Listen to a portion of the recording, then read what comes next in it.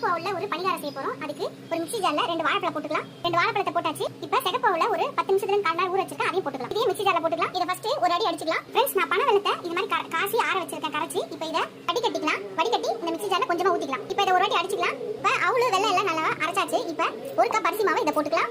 இப்போ இதே சேர்த்து அரைச்சிக்கலாம். फ्रेंड्स அரைச்சாச்சு. இது ஒரு பவுல்ல நம்ம ஊத்திக்கலாம். फ्रेंड्स இது ஒரு கிண்ணத்துல மாத்தியாச்சு பவுல்ல. ஒரே ஒரு பிஞ்ச் சால்ட், ஒரு அரை ஸ்பூன் வந்து பேக்கிங் சோடா, ஆப்ப சோடா மாவு. இத நல்லா கலந்துக்கலாம். இப்போ ஒரு குழிப்பணியார சட்டி வச்சுக்கலாம். இது எல்லாத்துலயும் நெய் ஊத்திக்கலாம். இதுல கொஞ்சம் கருப்பு எள்ளு ஒரு ஸ்பூன் போட்டுக்கலாம். இதே சேர்த்து மிக்ஸ் பண்ணிக்கலாம். இத குழிப்பணியாரத்துல ஊத்திக்கலாம். எல்லாத்தையும் ஊத்தியாச்சு. வேகட்டும் எல்லாமே. வெந்தோன திருப்பி போடலாம். வெந்திருச்சு திருப்பி போட்டுக்கலாம். फ्रेंड्स எல்லாத்தையும் திருப்பி போட்டாச்சு. இந்த பக்கம் வேகட்டும் வெந்தோன எடுத்துடலாம்.